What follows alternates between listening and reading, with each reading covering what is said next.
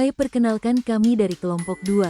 Di video kali ini kami membuat simulasi pembelajaran menggunakan materi pemahaman ruang dan waktu untuk mencegah bencana. Mata pelajaran Ilmu Pengetahuan Sosial atau IPS untuk SD atau MI.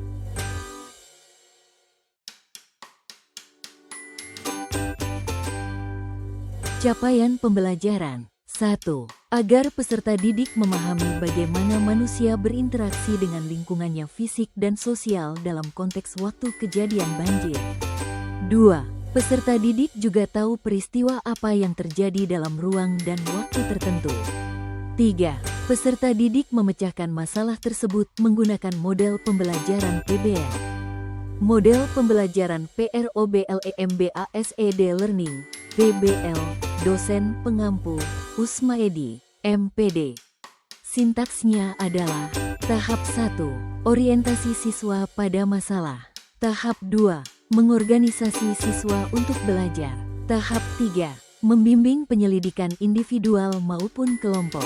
Tahap 4, menganalisis dan mengevaluasi proses pemecahan masalah. Selamat menyaksikan. Assalamualaikum warahmatullahi wabarakatuh.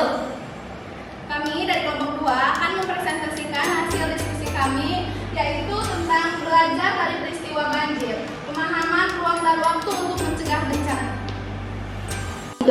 Halo, nama saya Siti Rodetulasana, kelas 4C, jurusan PGSD.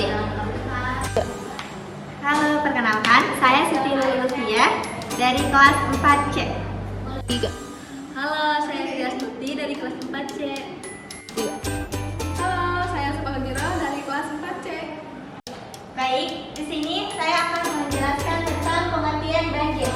Banjir merupakan salah satu bencana alam yang kerap terjadi di berbagai wilayah Indonesia. Tidak hanya menimbulkan kerugian material, banjir juga sering mengancam keselamatan jiwa. Untuk memahami dan mencegah peristiwa ini secara lebih efektif, kita perlu menerapkan konsep ruang dan waktu dalam ilmu pengetahuan atau disebut dengan IPS. Jadi, ada yang tahu nggak apa itu banjir? Tahu,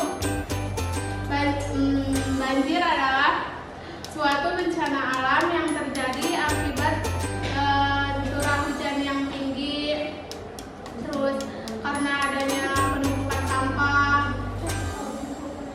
Nah, jadi banjir itu bukan di desa aja ya, di kota juga banyak. Jadi bukan di rumah aja, tapi di longsor juga bisa jadi banjir. Nah lanjut, di sini ada satu konsep ruang waktu dalam peristiwa banjir. Apa sih konsep ruang waktu itu? Nah, ruang dalam konteks banjir mencakup lokasi, geografis, tata guna alam, lahan, ketinggian wilayah, dan kondisi lingkungan fisik. Di sini ada contohnya. Kalian tahu nggak? Contohnya itu wilayah seperti Jakarta, kan sering banjir ya. Bekasi, Semarang, dan Makassar rawan banjir sekali. Karena apa? Karena letaknya di daratan rendah dan dekat dengan aliran sungai atau laut. Pemukiman yang dibangun di bantaran sungai atau daerah resapan air memperoleh risiko banjir karena ruang seharusnya untuk menyerap air justru tertutup bangunan. Juga ada pemahaman ruang membantu. Apa aja sih? Ada 3 ya. 1. Menentukan zona rawan banjir. 2. Merancang sistem drainase yang baik. Dan 3. Itu mengatur tata ruang kota secara bijak. Nah, di sini nanti akan dilanjut oleh teman saya. Nah, selanjutnya ada konsep waktu dalam peristiwa banjir. Nah, waktu berkaitan dengan kapan banjir terjadi, seberapa sering, serta bagaimana perubahan dari tahun ke tahun. Nah, di sini ada contoh musim hujan, musim banjir di Jabodetabek pada tahun 2020 sampai 2025. Selain itu, di luar Jabodetabek apakah ada kejadian banjir? Khususnya di daerah Karawang, Jawa Barat, banjir merendam 8 desa dan 1 kelurahan dari 3 kecamatan. Sebanyak 10.180 jiwa dari 3.659 kakak terdampak atas peristiwa banjir yang dipicu oleh tingginya instan hujan pada hari Selasa tanggal 4 Maret 2025. Nah, berarti dalam peristiwa banjir tersebut yang sudah dibacakan oleh teman kita, di situ ada peristiwa banjir, kapan terjadi banjir, dan ada waktunya kapan waktu banjir itu terjadi. Nah, pada tahun 2020 dan sampai tahun 2025 terjadi hampir di bulan yang sama. Menunjukkan adanya pola musiman dengan mempelajari waktu kejadian banjir sebelumnya. Masyarakat bisa bersiap lebih baik pada periode kritis. Selanjutnya, pemahaman waktu membantu.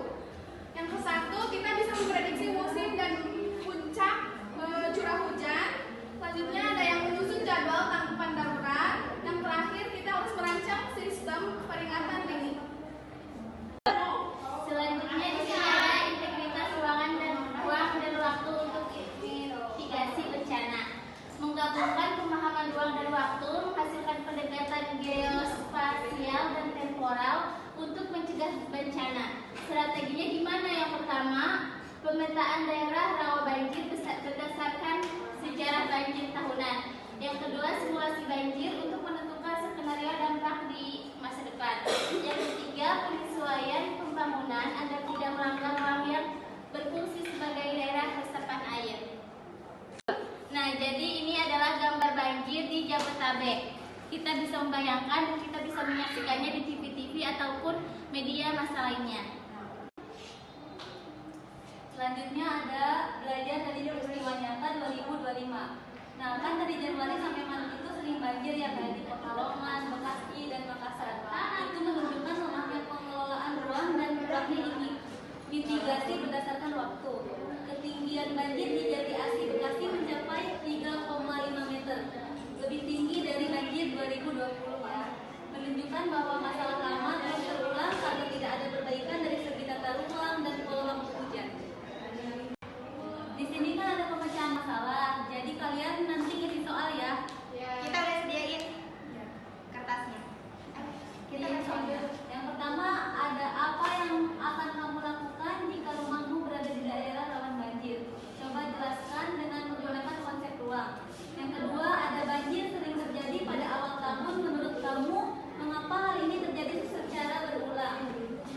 Yang ketiga, bagaimana seharusnya pemerintah atau masyarakat mengatur pembangunan agar tidak memperparah banjir? Yang terakhir, ada pelajaran yang bisa kita ambil dari banjir besar tahun 2025 di Pekalongan, Bekasi, atau Makassar.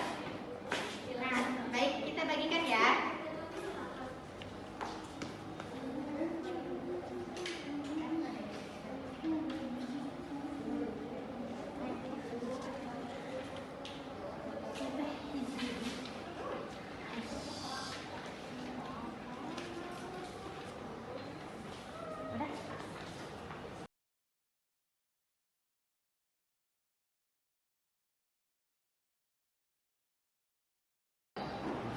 Baik, siapa yang sudah beres? Aku. Ya, boleh kita presentasikan.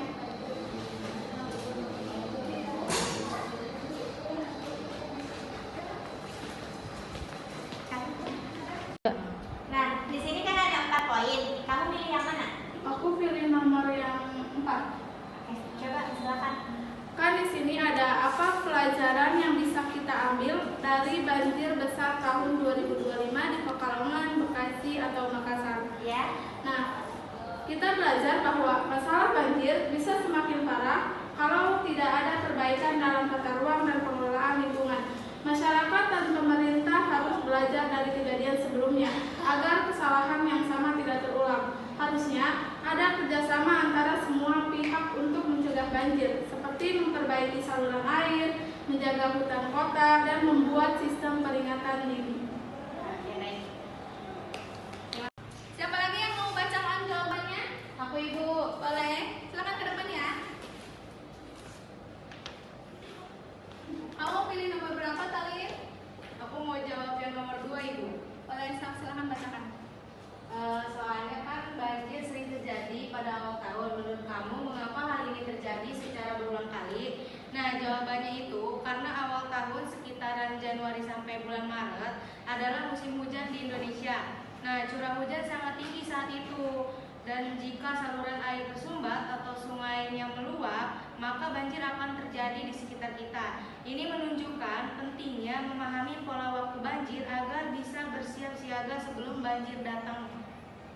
Oke, jawaban yang bagus. Makasih Talita. Nah, jadi ini adalah foto-foto banjir di sekitaran Jabodetabek.